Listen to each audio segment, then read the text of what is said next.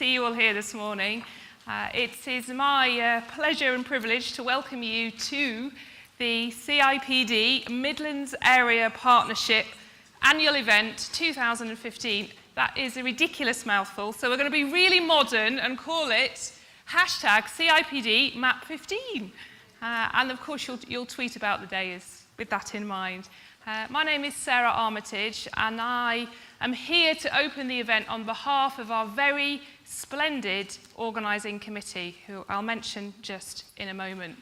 Our theme for today is Be HR Smart. And you are HR smart just by the very fact that you are here, because you have sacrificed a Saturday of shopping and cleaning to be here today for the sake of your professional development. I mean, how dedicated and how committed is that? In fact, I think you should turn to the person next to you, say well done, and give them a pat on the back right now.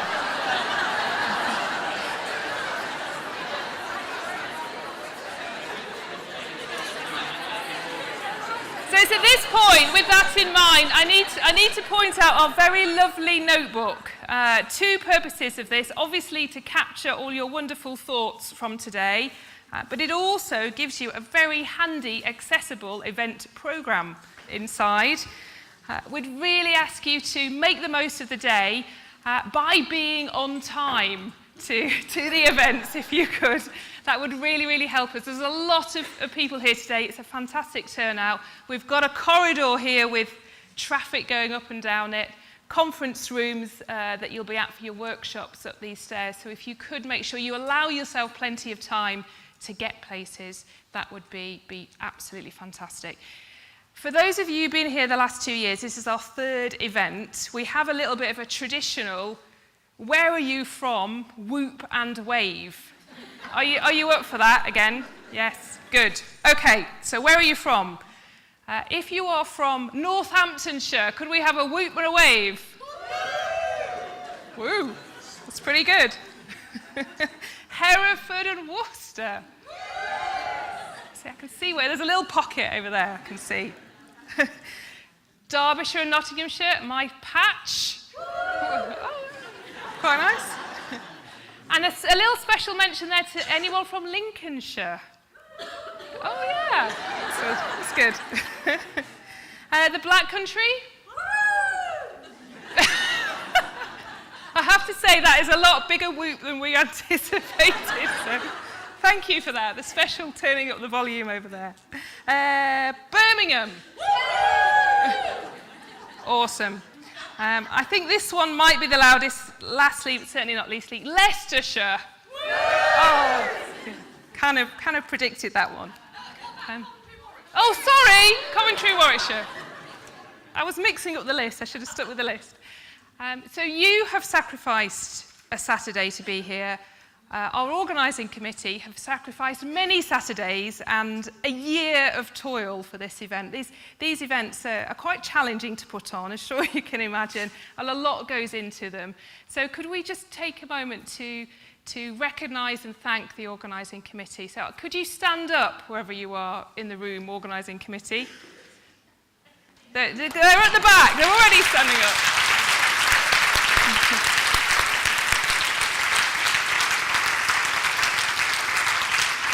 And from me personally, can I say a very special thank you, particularly to John Kenny and Eleanor Lloyd-Jones, our CIPD regional coordinator. They are the super glue that holds the organising committee together. Thank you. It wouldn't happen without you.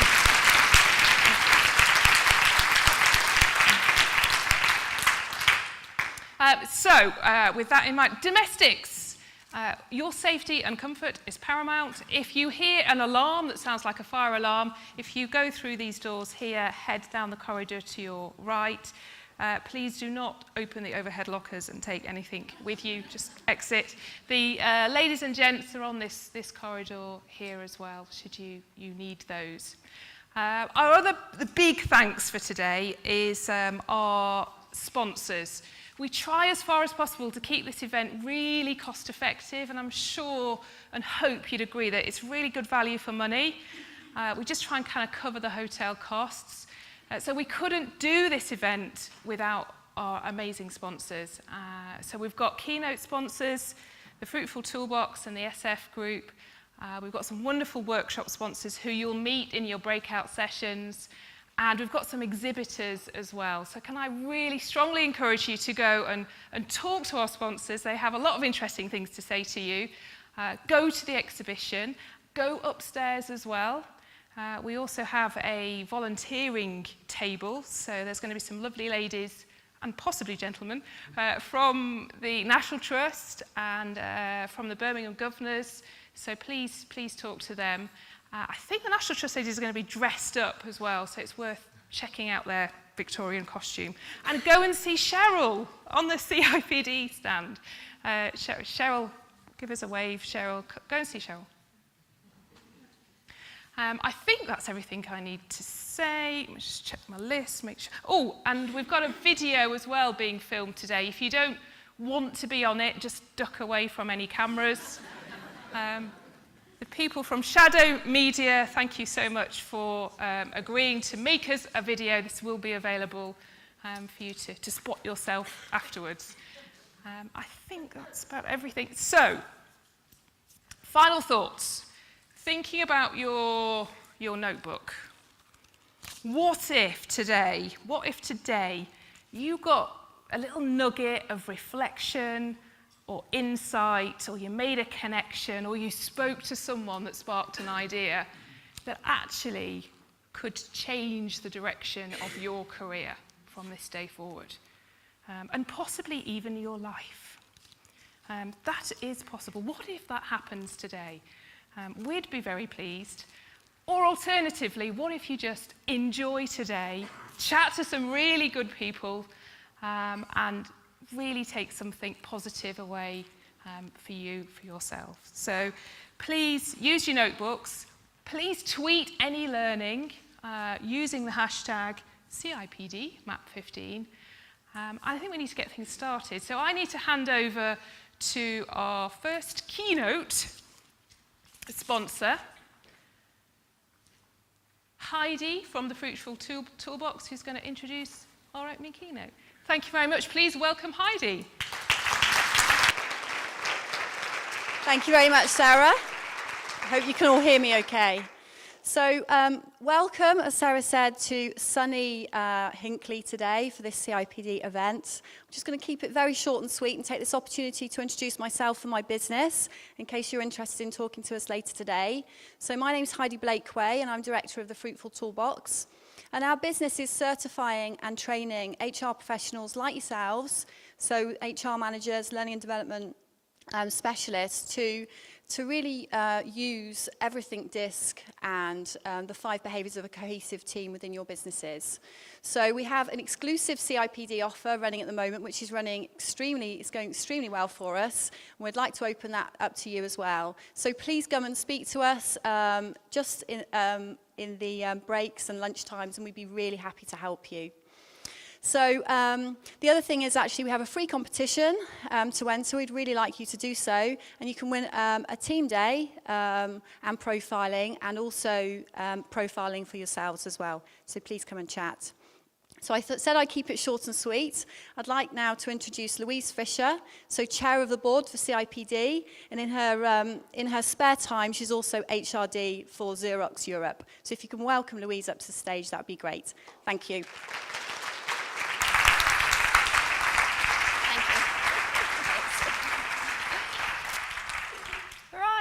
Thank you very much for that introduction.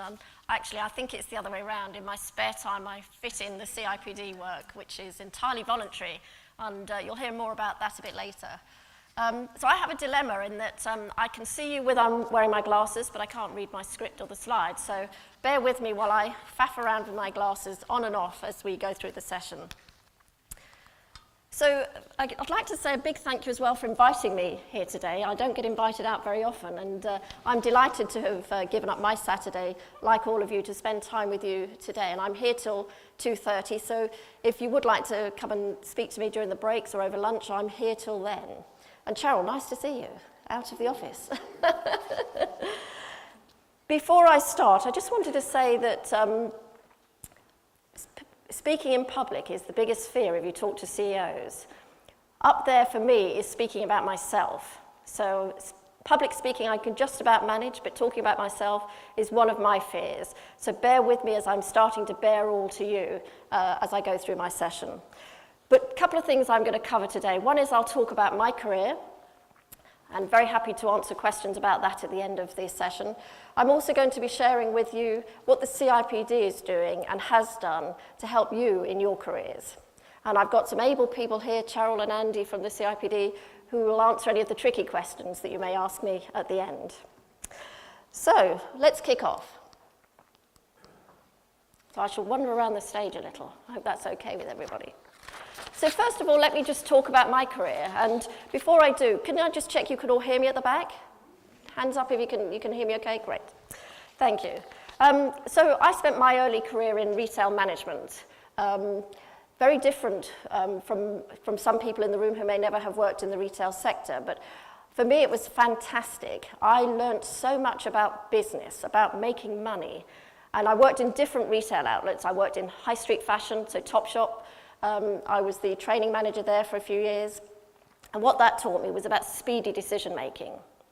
I also worked for Graham Met, which was a well-known company, known for its brands, and it actually was the first company to put the value of the brands on its P&L, on its balance sheet. And I learned a lot about marketing when I worked in that industry. I worked in the printing and publishing industry, very different. For me, very different culture as well, and probably a culture that I didn't really enjoy as much as the other sectors that I'd worked in. And probably the sector that I would say I most enjoyed in my early career was the hotel sector.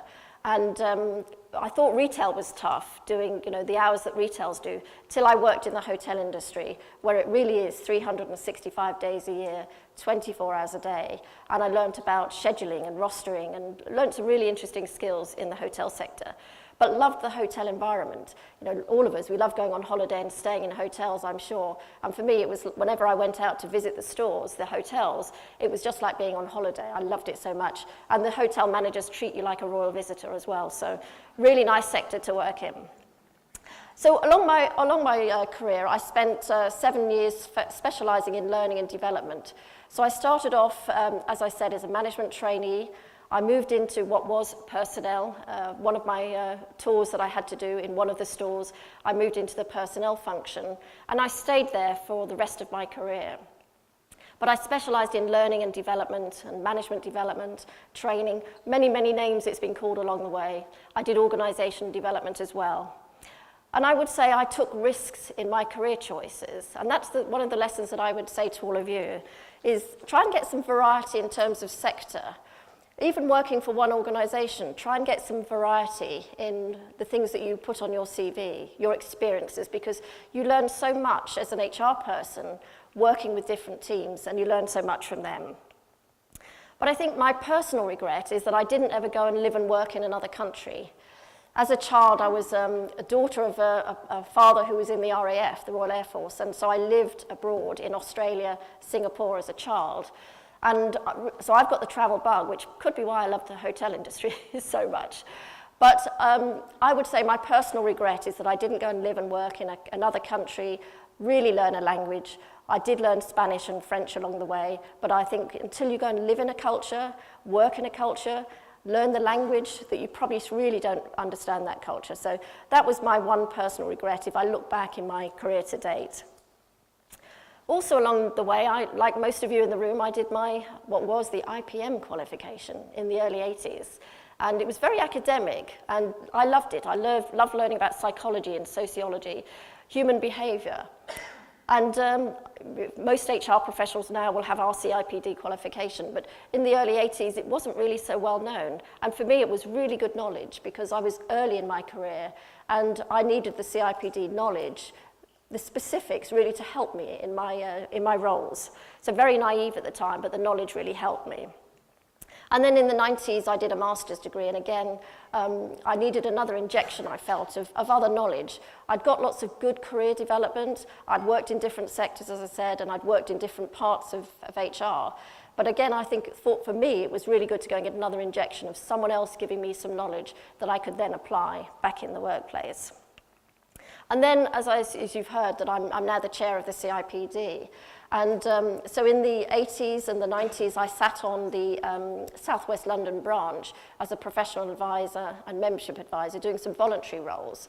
And I learnt so much from the people that I was working with on the branches that I could again bring back into my day job. And then 8 years ago, I was lucky enough to be appointed as a board member of the CIPD. And what I would say that gave me is that probably for the first time I was at a board meeting, I would say probably about the first 18 months, I spent most of my time behaving like an HR person in a management meeting at work.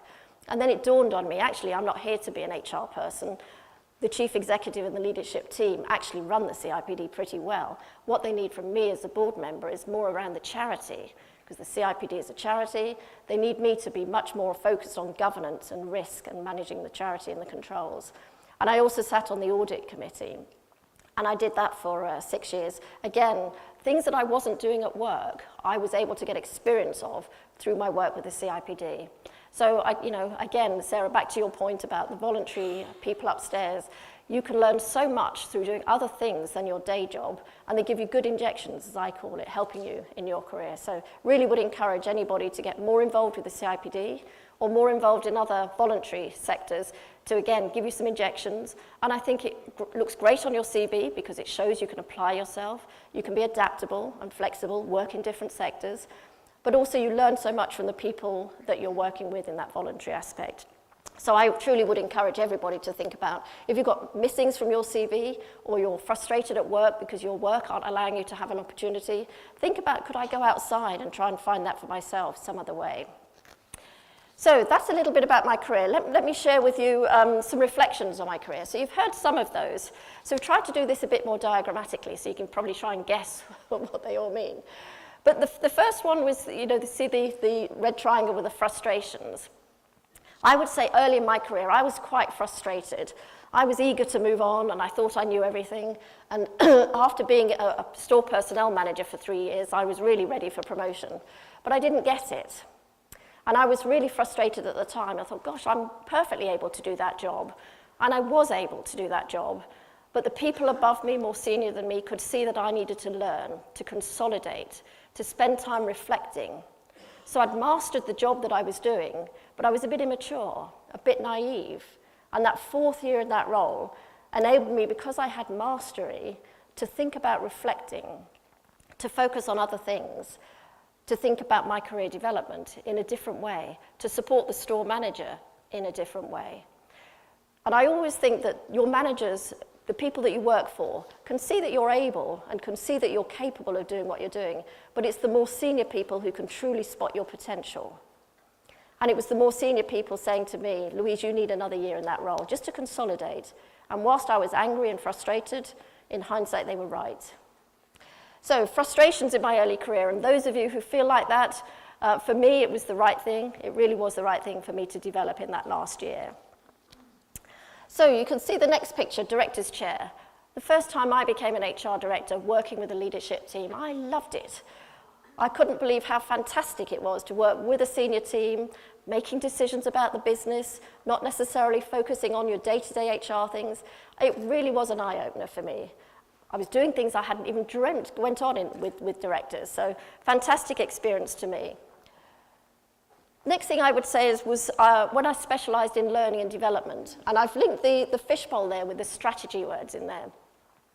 I think every HR person should have a specialism. I think you can go through your career doing generalist roles, but I think for me, and I think for the people that I've worked with along my career, having a deep-rooted specialism in one of the HR disciplines really stands you in good stead. And latterly in my career, I've become broader in compensation and benefits as I've had to work more closely with it. But underpinning my career was a specialism in learning and development. And the one thing that gave me was to learn to be more strategic. Up until that time, I'd been focusing on day-to-day operational HR, getting things done. We all know it's all reactive, and you think about the industry sectors that I worked in, the retail industry, the hotel industry, restaurants, all very reactive, all shop floor, all customer service orientated sectors. Moving into a learning role in the corporate office, in the retail environment, taught me that I could actually sit down. I didn't have to rush around doing everything. I could research, I could think, I could talk to people and get their input. I had time to do all those things as a learning professional. And it helped me think actually much further ahead in the time horizons than the day that I was working in. And I think that really helped me become a better, more strategic HR director as a result of learning to think long term. So really, as I reflect on that, that really helped me later on. So I worked for a small business as well along the way. Up until my latter career, I'd really always worked for large corporations, and I'd loved the variety that that had given me. And I'd always been a good number two. I was always a good number two to the HR director. And I loved that. I loved being the number two who could, problem solve and fix things and go and do this other project for them if they didn't have time. It gave me an opportunity to grow and develop and be involved in things. But I always had this nagging doubt, could I be the most senior HR person? I've always been a number two. So I went to work for a small business. It was privately owned, a company called Hearst Publishing, and it was owned by a guy called John Medeski, who owned Reading Football Club, as it happens at the time. And I have fond memories of the two football managers coming into my office because John Medeski thought the two managers actually needed some help with their management skills. Stinking of liniment, coming into my little office. They didn't want to be there any more than I wanted them to be there, I have to say. But I learned different things, not just from that sector because it was in printing and publishing, but because I was the most senior HR person and the first time they'd had an HR director on their board. But I got bored. For me, it was a 1,200 people organisation. I proved I could do it. After about 6 months, I was twiddling my thumbs thinking, well, I've solved most of the HR issues that needed resolving. Really, they were the personnel, operational stuff I'd resolved. How can I help this organisation be more strategic? And that's when I started getting more involved in each of the different businesses. More like a non-exec director. I started working with each of the managing directors of their business, helping them think about their people, growing their organisations. So it gave me that, even if it didn't give me necessarily the corporate life. As I say, I got bored in the HR part, so I started broadening myself in the business part, and I loved it. So John then decided that he wanted to sell the business and focus more on Reading Football Club, and at that point I decided it wasn't for me. I didn't want to invest in staying in that business. So I went back into corporate life and I joined ICL, now known as Fujitsu, and moved back into corporate life. And I don't regret that, but I really was pleased that I'd done that time in a small, privately owned business, very different. And again, it showed that I was adaptable and flexible with my skills. So the last picture, I've talked already about this, about volunteering. And the point I would like to make here is that volunteering, most organisations do allow you time to go and do voluntary work. And I think it's great that you should do it. And for me personally, it's really added another string to my bow. And ultimately in my career, I'd like to do some more non-exec work. And I think the board experience that I've had in my day job, as well as the CIPD, will enable me to go on and do that in the future when I give up the rat race, as it were. But the other thing I would say about volunteering is that, again, it costs nothing. If you're in learning or if you're in HR, to think about management teams and their development, thinking about what could they be doing in the voluntary sector, and giving them time to go and develop themselves in work time in the voluntary sector as well. So it works both ways, both for us as individuals, but also for the people that we work with, helping them grow and develop as well. And of course, those of us with big corporate social responsibility agendas, it meets that too. And then finally, I just wanted to spend a little bit of time saying why I'd stayed all of the rest of my career in HR. And I have had opportunities in my career. I've been asked to go and work in the business and take on business leadership roles, and I've always said no to them. And the reason I've done that is because I was always being as fulfilled as I thought I could possibly be doing the HR role. I love being involved in the total business, and I always felt that if I went to do a business leader role, that it would narrow my focus, and that I'd spent my early career in the business, and I really didn't think I had anything to prove. But I do think if you want to improve your commercial skills, if you want to truly understand the business, you should spend some time outside of HR, in whatever way that can be, a project, spending some time in a different role outside of HR, really understanding the business. And even in your day jobs as HR professionals and learning professionals, going to spend some time out with salespeople, understanding how they work. What are the frustrations that they have? Going to meet customers, because without customers and without your salespeople, none of us have a role. So try and get close to your salespeople. But for me, as I said, I was able to do that in the types of HR roles that I was in the industry sectors that I worked in. For some of you, that may not be possible, and you may think a role outside of HR is the right thing for you to do. But I just wanted to touch on that, because there is a lot of talk about people in HR and their HR careers. Do they or don't they, or should they or shouldn't they spend time outside of HR? And I would always recommend it. If you can do it in your HR role, you get that experience, then great, like me, stay in HR. So that's enough about me and my career. Let's move on to talk about what would I say as tips. If you were taking away some tips and hints how to manage your careers, here's what I would say to you. And the first bullet there around proving you're a valuable, flexible, and fun person to work with. If you think about the people that you enjoy being with, they aren't the miserable people in the office, are they? They're the fun people in the office. And I have to say, one senior HR director offered me a job in his team because he said, you're always laughing. He said, I think you could add value to my team, but you're going to bring some fun as well. So it worked for me. I was always seen as someone who was smiling and joking, good fun around the office, and it got me a job. So think about that too. The other thing I would say is take some risks, but be individual. You know, what's risky for you may not be risky for somebody else. Stretch yourself. If you think you can do a job that you're applying for easily without thinking about it, maybe it isn't the right stretch for you. Really think about, if you're not growing, are you continuing to add value and put more skills in your kit bag to offer people? So take risks. They're individual to you. Continue to stretch yourself and continue to grow and add value to yourself. Plateauing is not enough now. Everybody will catch you up and pass you by. So think about how you're adding skills to your kit bag on a daily and monthly basis.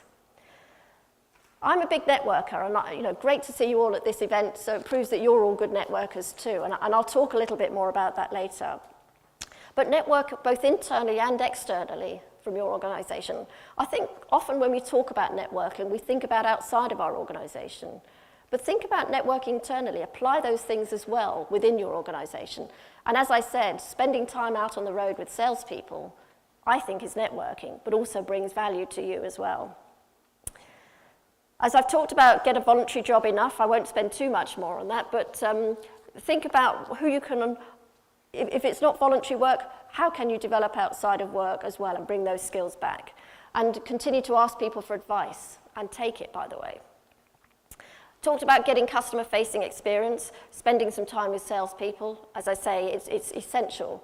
You know, the poor HR people that I've met along my career are the HR people who have no idea what the business is about.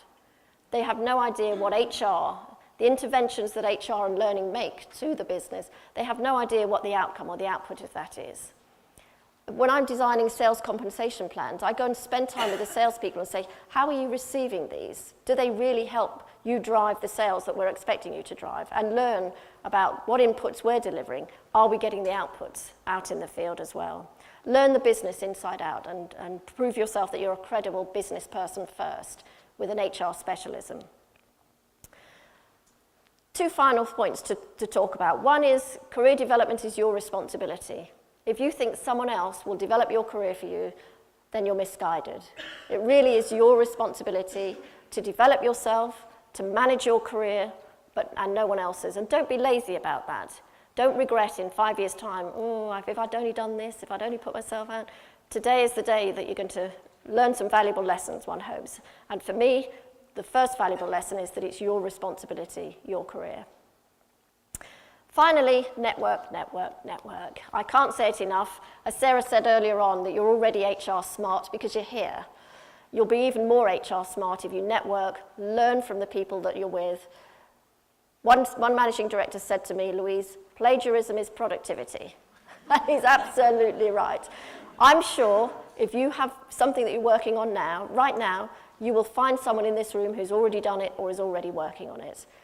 If they can provide you with some inputs or you can provide them with inputs, then you're saving productivity. And the UK is pretty poor at productivity. So if we can help each other out there, then that's great news too. So they're my successful tips on career management. As I say, I will happily take questions at the end.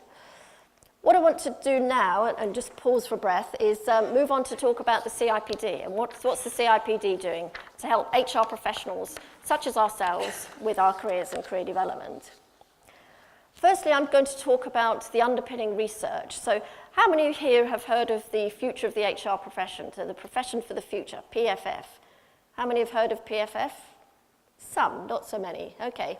I'll spend a bit of time then talking about the PFF and the underpinning research. So as we're talking in the CIPD about developing HR professions, clearly we need to understand what the HR profession will look like in the future, because what we don't want to do is develop you all for a profession that looks something different in a few years' time. So this will build. What I've got on here is these orange boxes are how I'm applying some of this macro world in my world at Xerox, just to give you a flavour of how this model can be used. So this is the framework for the profession for the future. And you can see the inside circles, and then you can see in the blue text boxes, you can see how those can be applied. So this is based on a broad external context. So we start in the sort of left-hand corner there. You can see that it's the economical and political and regulatory environment is so important. And it is for us in HR too, because we clearly have to work with that. Now for me in Xerox, I cover EMEA and Western Europe as part of that. And obviously we've had all the turbulent times with the economies, but also with the other troubles that you can see both in Turkey and the Middle East as well. So if you're operating in that framework, how do you think the profession of the future will look like? You need to take that into account because it will need different capabilities and different skills from your HR people to be able to work in those environments than another environment. So we need to understand, we need to have insight in the changing context for the HR profession. And secondly, the lilac bullet on the right-hand side is the science of organisational behaviour. And you'll have heard Peter Cheese talk eloquently about the fact that HR professionals and learning professionals really need to get back under the basics of what motivates people. How do people and groups work? And it's a real big thing that he's focusing on, and the neuroscience of that. So you can see on the right-hand side, you can see the kind of things that we're taking into account are behavioural science, psychology, neuroscience, values and ethics, and systems thinking. So they're the kinds of things that are feeding that part of the framework. And for me, you can see that I'm focusing on the employee value proposition and company values. And in my day job, I'm responsible for ethics and the tone at the top throughout my organisation. And above there, you can see it also needs to focus on, well, what is the workplace going to look like? I'm sure many of you are using technology in your day jobs in a way that weren't used 10 years ago. When I first started work, nobody even had a PC on their desk. Nobody used email. I remember that coming in. Well, look how we're all inundated with email these days. And HR professionals and business professionals are doing their work in a very different way because of technology. So the workforce and the workplace, again, are underpinning the framework for the profession for the future research. And the kinds of things that I'm doing at Xerox are we're looking at virtual working policies.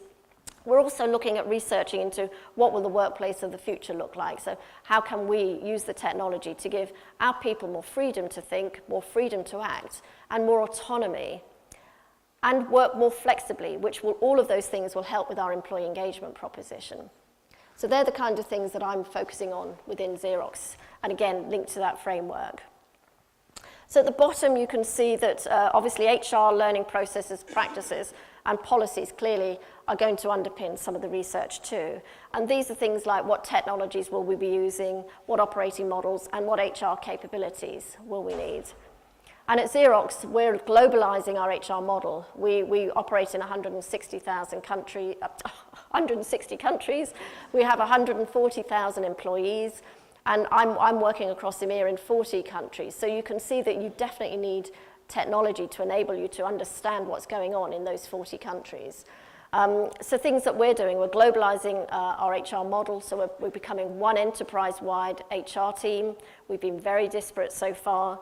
And we're rolling out global HR IT platforms so that we have the same data set, the same information for managers to use and for HR professionals to use wherever they work in the business. And finally, just in the left-hand corner there, you can see that clearly we need to understand the business. and have commercial insight and analytics as part of our HR role. And this is getting more and more credence in the last few years. You'll see HR analytics conferences up and about. And in fact, I'm speaking next week at the CIPD's analytics conference about that very topic. But we need to understand metrics, the business language, the business metrics, and we need to understand how do we analyze data. But more importantly, what do we use that data for? And it's to solve business problems. It's to provide insight, and it's to help the business make the right decisions with better quality data. So that gives you a little flavor of what the Profession for the Future research. So just to remind you that we're doing all of this so that we can underpin what the future of HR will look like for all of our development. So what is PFF? Well, again, you can read that yourselves. But as I say, that's the framework for the research. And if you go onto the CIPD website, you can see a lot more about what's going on here. But it's one area that we're investing quite a lot of money on with the CIPD because we clearly see that it has huge relevance for us. If we need to keep the HR profession at the forefront and leading edge, doing things, as I said, more strategically for HR, then we need to understand what the future of HR will look like. So let me give you a little bit more detail about why. And this slide builds. There we go. I'm just going to build this slide so that I can talk you through it. So starting at the top left. So we all love an acronym. Xerox is full of acronyms. The CIPD is full of acronyms. So we've got a few more for you here. C, B, W, and WL. So 2 more to take away. Write down in your notebook. So championing better work and working lives requires good HR and people development. Absolutely right. But good HR needs to be context specific. And of course, we can't predict the future. We can have a good estimate about it, but we really can't predict it. So we need to move from prescriptive best practice to broader principles about HR and how it will operate. But it takes true HR professionalism to apply those principles in practice. So we need to build and maintain professionalism in HR, so HR can remain as a trusted and credible profession, which can CBW and WL, regardless of the context. So that's the reason why we're doing the Profession for the Future research. So it starts with championing better working lives and better work, leading to HR remaining as a trusted and credible profession, regardless of the context. So that's what will be underpinning the research. So let me talk now about our membership proposition. So you'll know recently that we changed the fee structure and we've changed our offerings to all of our members. And let me just recap on our strategic objectives as a body, as the Chartered Institute for Personality Development. So the reason we're doing this is because of our demographics. So if you look around this room, we're all different. Our experiences are different. We're all at different points in our career. And one 40-year-old HR professional is going to be very different from the next 40-year-old HR professional. So we need to be differentiated. We need to be relevant. We need to be able to promote the HR profession as a career. And we want to grow all levels of CIPD membership so that the CIPD is the first choice professional body for HR and learning. So on the next slide, I want to share with you what we've done, but I'll pause so that you have a little bit more time just to read those as to why we have differentiated our membership proposition and what our strategic objectives were.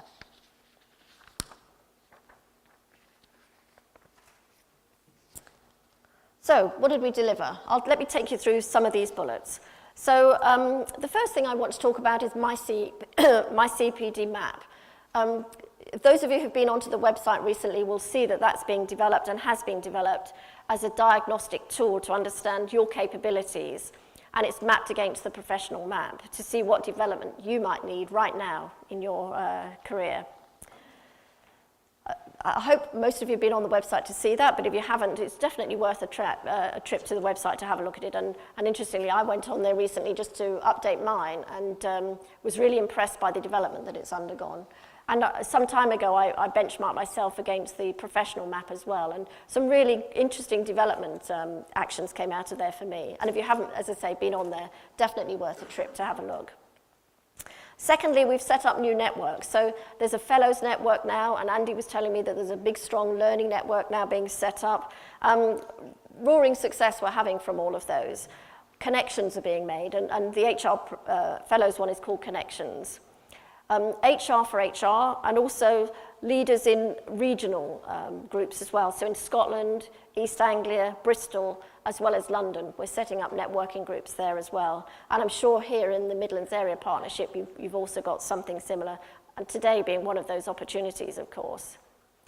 So more to follow on the Career Hub. I'll talk a little bit about that. But one thing I thought you might not have heard of is student bursaries. So through our centres now, we're offering a number of bursaries on a first-come, first-served basis to new Level 3 foundation students who match the criteria that we've set around having an income of less than $25,000 a year. So this is part of our charitable work as the CIPD and helping people get into the world of HR.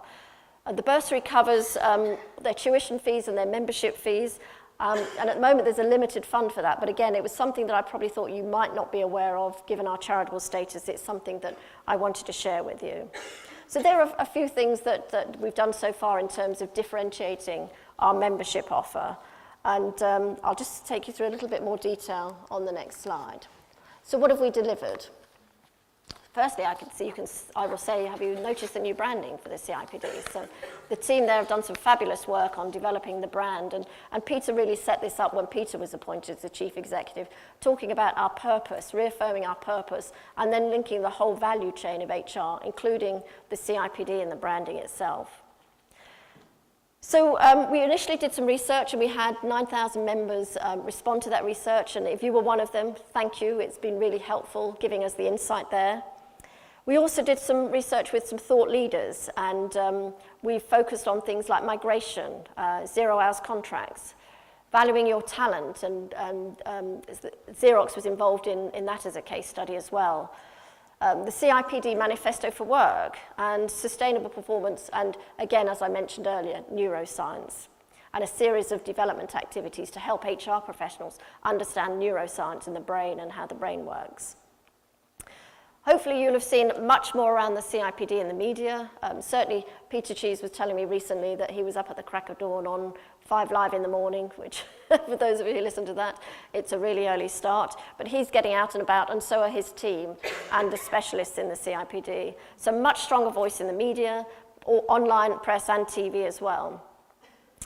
So our membership has grown, so 2.8%, so we've got another roughly 4,000 members since 2014.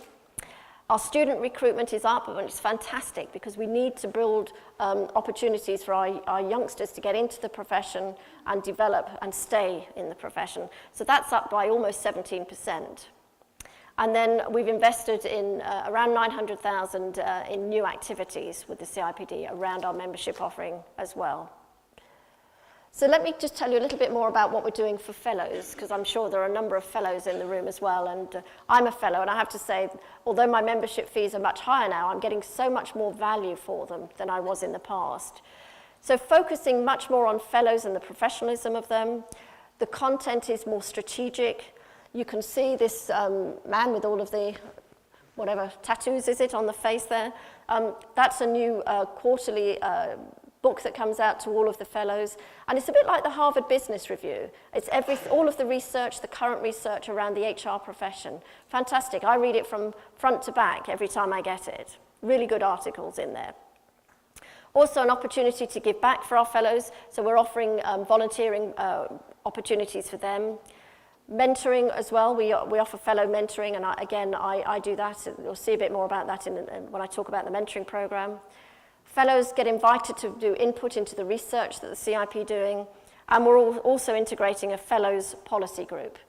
So one of the things that Peter Cheese was really keen to do was differentiate the membership. So student members paid less and fellows paid more. So we really had to think about differentiating our offering, and I think they've done some really great work in the CIPD, certainly for fellows, and you can see from the membership numbers and the student membership numbers going up as well that that's really happening.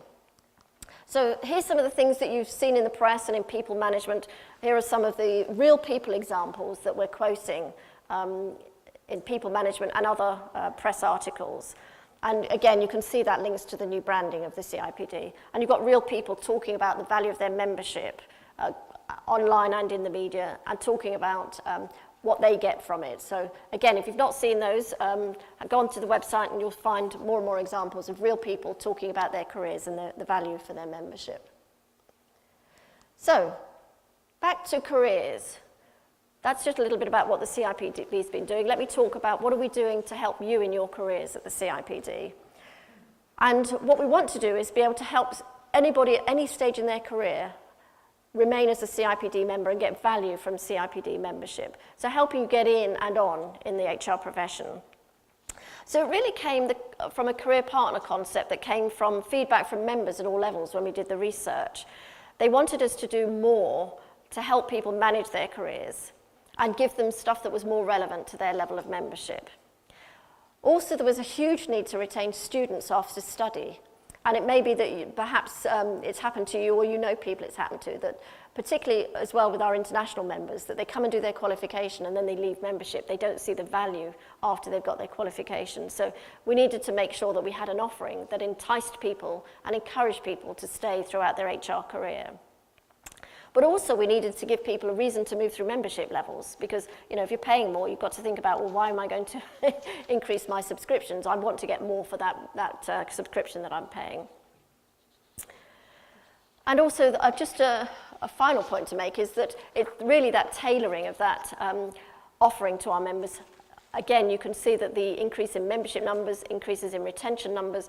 So far it seemed to work, but again, we're always welcome for feedback. So if you, as I say, via any of your branch committee members, if there is any valuable feedback that you'd like to share with us, we're always keen to have your feedback, so don't hold back. So, we're spreading the word. We want people to see HR as a career. How many here fell into HR? Most of us. What we want is people, and schools and at colleges, to think about HR as a career, like they do doctors, like they do lawyers. We want people to really think about HR as a credible career for life. So we're doing a lot of work with helping people manage their careers earlier on. So things that we're doing with school children to university students, and to help those in other professions who might be thinking about changing their career. So the question for us is, well, how do we target everybody and who do we target? Because we will need to prioritize. So we've come across this concept as the CIPD as a career partner. So there are career touch points when the CIPD is there for you at any stage. And you can see here that we've got career touch points around deciding on a career, going through your qualifications, as you're being promoted, retirement and giving back, having a career break or redundancy, or your first job. So we're trying to make sure that we've got touch points with the career partner to every stage that are relevant for most of our members. So the qualifications, of course, we're strong here, and that's probably what we're best known for. And we have really great qualifications. I've done 2 of them, as I said earlier, my original qualification and a master's. And I needed both of those to give me injections. And as I say, it's what we're best known for. But our vision is to be there throughout your career and help you at every part in your career. So we are looking at our offerings to members to make sure that we can do that. So, who's heard of Plotter? P-L-O-T-R. Write it down. P-L-O-T-R. Fantastic website. So this Plotter is what students at universities and colleges are now going through. And it's helping individuals, through a series of questions, find a career that's suitable for them. And it's a new tool for people are using. To be honest, I'd never heard of it either. So I was one of the people like you who didn't put my hand up until Jill White mentioned it to us. And this is the website you can see there. And what it does is it helps you through a series of questions, probably about half an hour's worth. And I had to say I did it. I went through the half hour's worth of questions, and I was delighted that HR was one of the careers they advised me to do. So it worked. Now, you never know whether there was bias in my responses, but anyway. HR came out as one of the careers that I was doomed to do. But, interesting, I've got a nephew. My sister was saying, gosh, he's 18, he hasn't got a clue what he wants to do, doesn't want to go to university.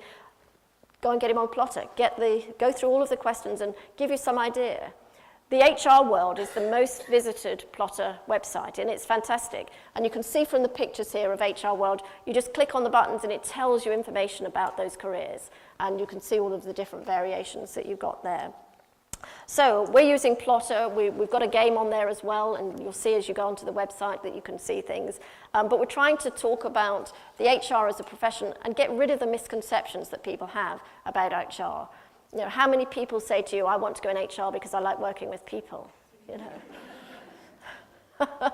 everybody should like working with people because you're working in groups, etc. But yeah, so we want to get rid of some of the misconceptions about HR, and this is one of the ways we're doing it with youngsters at schools and universities. But we're also thinking about different things like new brochures. We're talking, working with volunteers, and we have a raft of volunteers, as I mentioned, from the fellows, who go and talk at schools and universities and talk about the HR as a profession. We're also doing work around inspiring the future. And as I said, we've got an HR game on here which will help people understand. And we have career pop-up slides that you can use. So if any of you are happy to talk to local schools as well, just get in touch. I'm very welcome to let you have the materials and go and do that. So let me talk to you. That's Plotter, P-L-O-T-R. Go on there, have a play. It takes time, but it's good fun. And let me tell you some other things that we're doing. So here's the things that we've put again under the career partner profile. So one of the things that I just want to mention there is the work tasters. So what we're doing here is we've got a list of organisations who would be willing to take members into their organisation just as a work taster. So perhaps working in another sector, you want to go and try it, or to try another HR specialism. So that's something that we're doing there. You can see on the right-hand corner improved web pages. We've spent a lot of money and investing in the CIPD website as well with the digital strategy. Again, it was very difficult to navigate and it didn't have a good search engine. Definitely improving and continuing to improve as well. And then the other thing I would just want to talk about is the back to work support, and I'll talk about that in a little more detail. So, career workshops and webinars. This was on the earlier slide, and I just want to pull that out in a bit more detail, because this is about focusing on you as members. So we've been running some pilot workshops, and they've been hugely successful, and they're focusing on what you want to do, and what you can do, and what you have to offer. So again, things like helping you produce a winning CV, we're calling some of the sessions, but also your marketing campaign. How do you target and market you as an HR professional? And as I said, these have been hugely successful. And you can see some of the quotes there at the bottom there. So it really is around what you want to do and what you have to offer. So focusing on you as members. So far we've had 30 participants through, and as I say, huge success, and we'll continue to develop and roll that out. The next thing just I wanted to pull out was mentoring. So mentoring is two-way. I've done mentoring for a long part through my career. I have been mentored and coached, and I've also been a mentor. I mentor to HR professionals of all levels in different sectors. And as I said, it's two-way. You learn a lot from the individual you're mentoring, as well as them being supported by you. So in the CIPD, we've done 2 programs. We've matched 50 mentors and mentees as a general program, and we know a lot of the branches are already doing this as well. So this is just something in addition to supplement that. And we've given them some development with coach mentoring, and we've matched people's levels of interest in particular sectors. We've had key criteria that we've asked people, and we've tried to match where possible to that sector or the geography, etc., that the people have asked for. And we've used a webinar as well to do some training for people. So again, the feedback was excellent. Even for those who said that the mentoring didn't work for them as an individual, they said what a fantastic program it was, and we'll continue to do that. The other thing I said I wanted to spend a bit more time on just sharing with you, because again, you may not be aware of it, is how we help people who are struggling to get back to work. So under the Career Partner umbrella again, we've developed and tested a specific program to help people back to work. Particularly where they've been out of work for 6 months or struggling to get back to work in the HR profession. And we've had great feedback from this back to work support program that we've been running. How many of you have heard of this program? Okay, so one of you, two of you, three, a handful of you. Yeah, so there was a recent article in People Management magazine, but it was a very short article and you may have missed it. So that's why I wanted to raise it today. So if you do know people who've been unemployed and struggling to get back into HR, this is a fantastic program that we've been offering. And again, it's the right thing to do to help and support as a charity. We should be doing this kind of thing. And we've been using Penna, who probably most of you know is a great company, to support people through that program. So on the next slide, I just want to say, well, what plans do we have in terms of continuing to improve the CIPD membership offer for you as you progress through your careers? So we're looking at our messaging, we're looking at our spotlights. You know, you can see through, we have a calendar of role models, as I shared with you on the advertising, case studies, information and videos, etc., in terms of the HR profession as a career. We've got partnerships and relationships with universities and schools, etc., careers websites, and as I said, Plotter, and other professional bodies. And also we're looking at building our website and the Career Hub on our website. MOOC, who's heard of MOOC? Massive online open courses, they're free. And we're working with them, and you know, you've got huge universities like Harvard in the US, they've put their materials on there. It's all available free, online, fantastic development opportunities. So again, if you're not aware, go and visit that too. And of course, events such as this that get run throughout the country, in the regions, through the branch networks, fantastic events like this to help people develop through their career. I'm going to move on to continuous professional development. This is something that I am a true believer in. As I said earlier on, in terms of my tips and advice to you all, is that if you're not adding value to you as an individual on a daily, weekly, monthly basis, then life will pass you by. Other people will be promoted and you'll wonder why they were promoted and you weren't, or they got a project to do and you weren't. Continuous professional development, I think, should be in everybody in HR's professional DNA, something that we all think about and do consciously. And what we're doing is we're piloting 2 tools at the moment to see which of these we will use, and we'll have made a decision next May so that this will become available to all members as a much easier tool for recording and thinking and reflecting about your continuous professional development. So Captured and Mahara we're working on, and Jill will be, and her team will be making a decision about that, as I say, May next year.